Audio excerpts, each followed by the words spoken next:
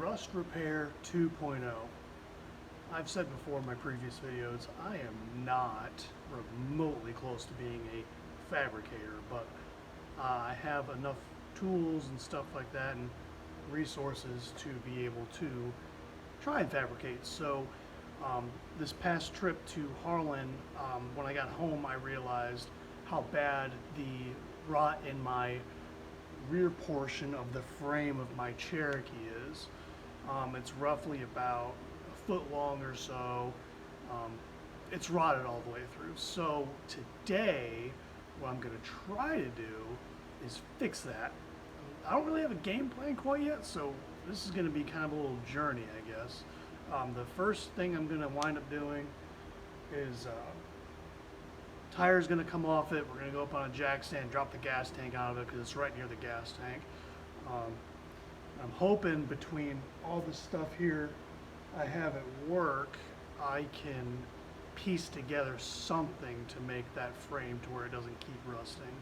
So stay tuned. Alright, so we got the wheel off. Supported on the jack stand up there, and the suspension is in droop. So here is our issue that we're having. I know it looks bent, but that's how these frames are. They just kind of bend back this way, and that's what's going to be extremely, well, I don't know about extremely, but that's going to be the hardest part to kind of overcome with this deal. Yeah, she is a bit crusty through here, and as you can see, it's got a hole all the way through here, but it doesn't look great up here either. So come back here, it's super clean, so I'm hoping to maybe come in right here and cut it, and then maybe go as far as up to here. But the first thing here we're going to have to try to overcome is pulling this gas tank out, and I've been driving this thing all week to try to run it out of fuel, so I know there ain't much left in it. So hopefully those quick disconnects and all that crap come loose easily. Otherwise we're going to have a whole other project on our hands. So next step here is we're going to pull the gas tank.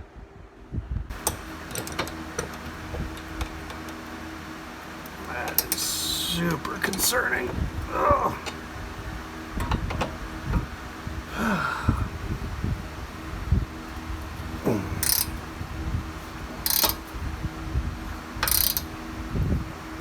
Patience is a virtue, especially when you don't want to break them, but I have seen me do this where they break. You go get a piece of, I believe this would be 5/16, maybe 3/8 all thread, and you create yourself a J-hook, and the J-hook will be just as good as one of these stupid strap bolts, because all you gotta do is take that all thread, put it in your vise, and put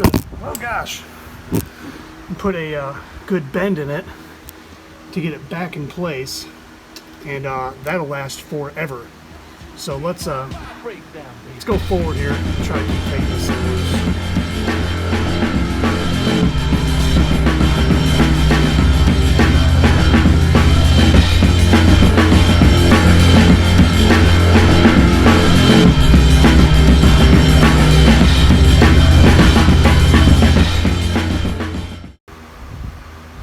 I believe we got her loose enough now, but like I had mentioned before too, if you end up breaking this thing, just get your piece of 3/8 all thread and just bend the top of the all thread and stick it in the J-hook location, and it's not going to go anywhere. I mean, you could even go as far as you bend your all thread, put yourself a nut and a washer up on the other end, so that way it stays hooked in the frame up there. It's not rocket science. All it's doing is holding the stupid gas tank in. It ain't gonna go nowhere. So let's spin this nut off here and then deal with the other side. But you can see, if you look close, it's always just the first initial bit here. I don't have enough lighting, but it's always the first initial bit that's bad, and then the rest of it's usually pretty good because all the moisture gets trapped up in the top. So this little guy right here, he might be a major problem. He does not want to move, so we're gonna conquer that when we get to it, I guess. Alright, let's give this one a shot here. It's already kind of trying to half round off on me, which is not good. As long as they don't break, I'll be happy.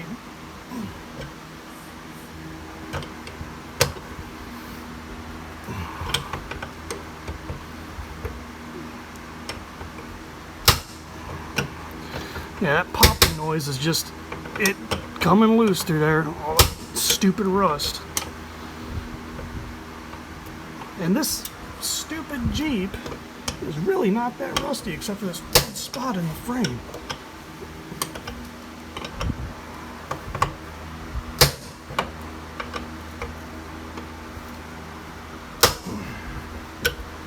I think that we're going to conquer this here in a minute.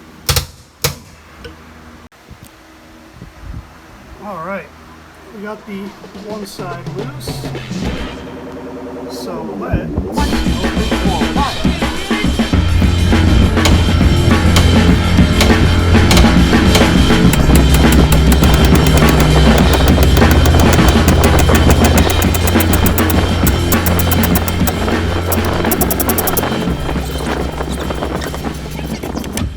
What we'll wind up doing is we'll take the J-hooks off of this thing. We're going to put them in a wire wheel to clean all that rust and corrosion off it. Probably get some new hardware for it, but luckily enough on this vehicle, we were able to save the J-hooks, so that's a good thing. Penetrating oil goes a long way.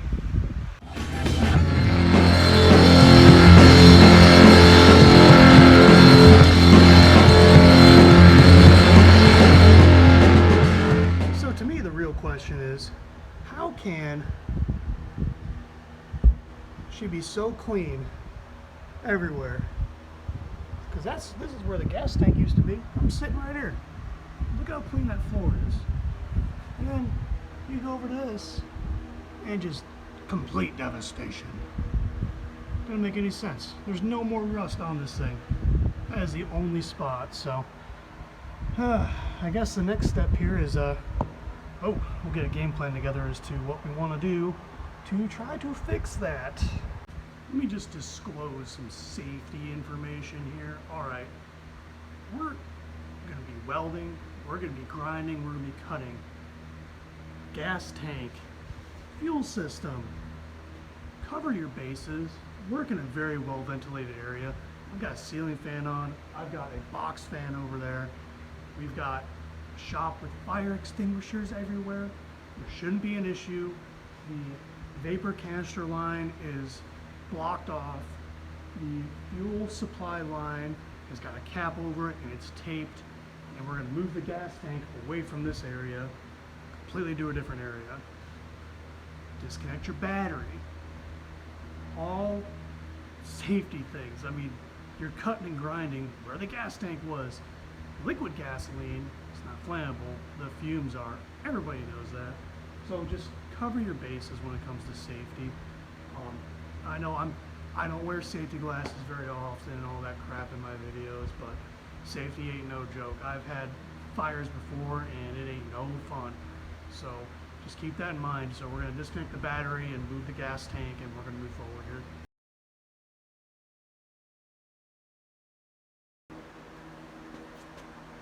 So we're gonna clean these guys up with the wire wheel here to make this a bit more user friendly.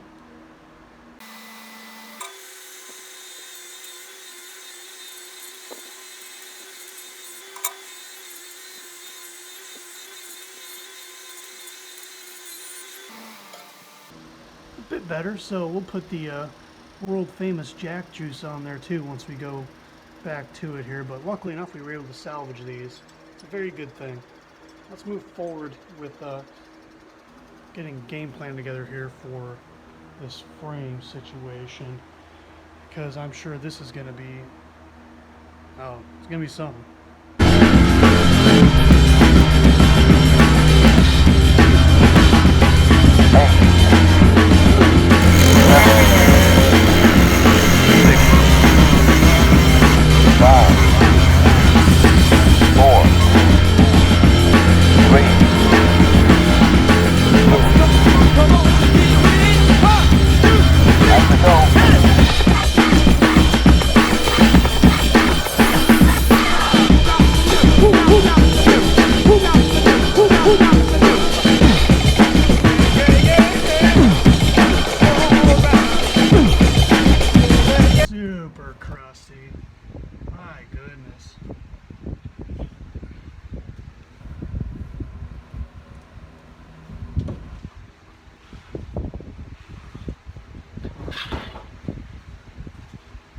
like I said, safety first, as I'm wearing shorts and a t-shirt, but at least have closed-toed shoes on.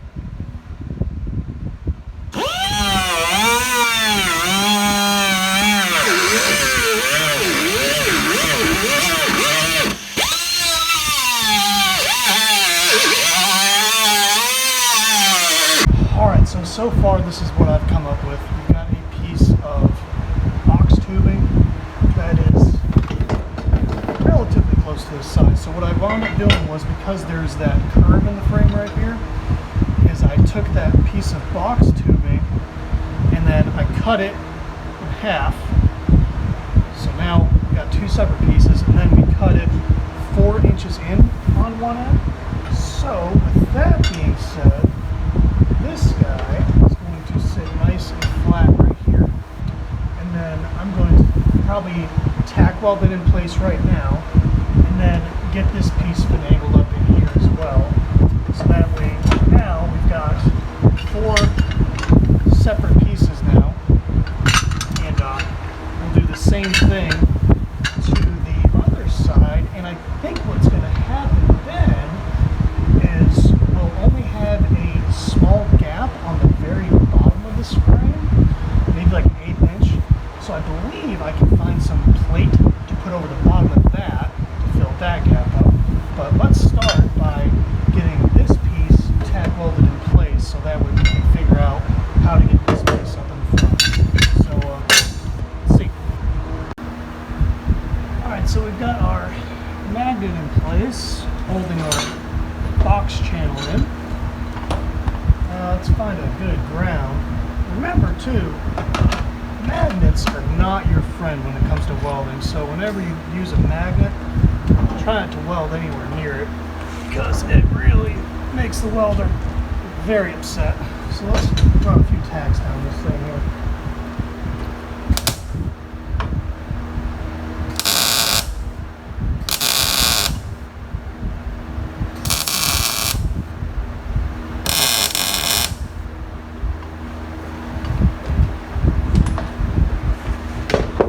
Let's see what that does.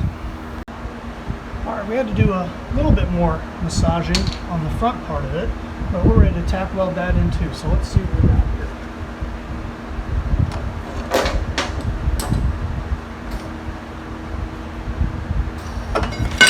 Oh, hey, guess what? Put a ground on. Hey, now that we got a ground hooked up, let's try it again.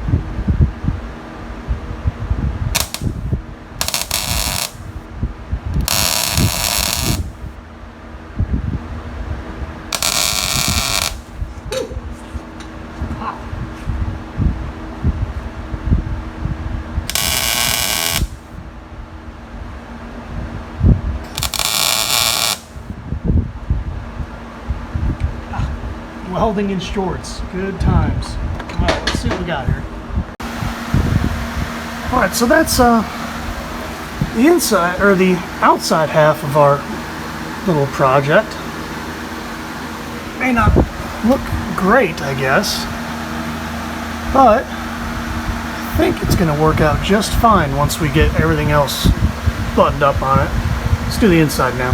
What I want to do is put a little bit of weld in here and down here to just kind of add a little bit extra strength and rigidity to it. So let's go ahead and knock that out, and then we'll work on the inside portion of this ring box.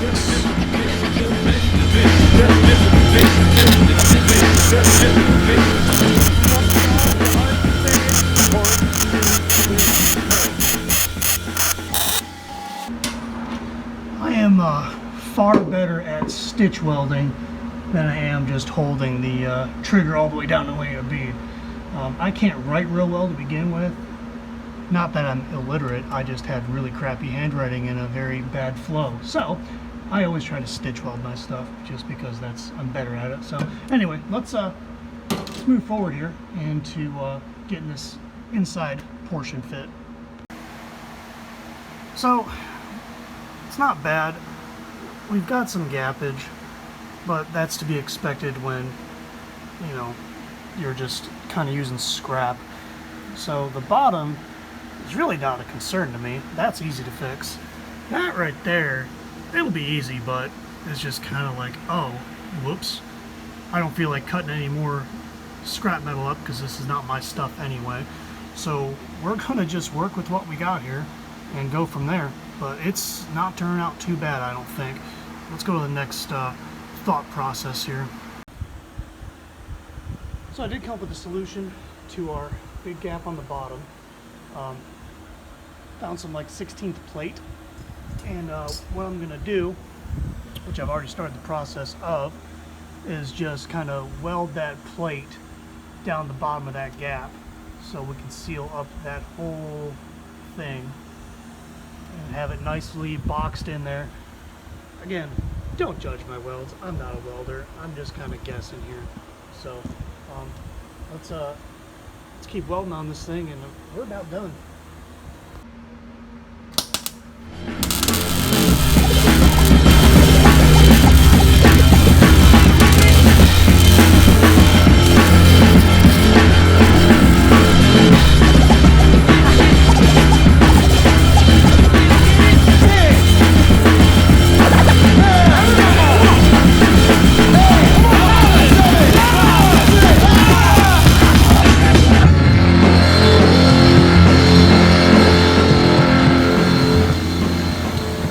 That's a wrap on that. We got the frame completely boxed in, and right now what I'll wind up doing is, just to make it look like factory, I'm just going to grind down all the welds, and plus some of them are not real pretty, but I'm a big fan of making it look exactly how it came from factory.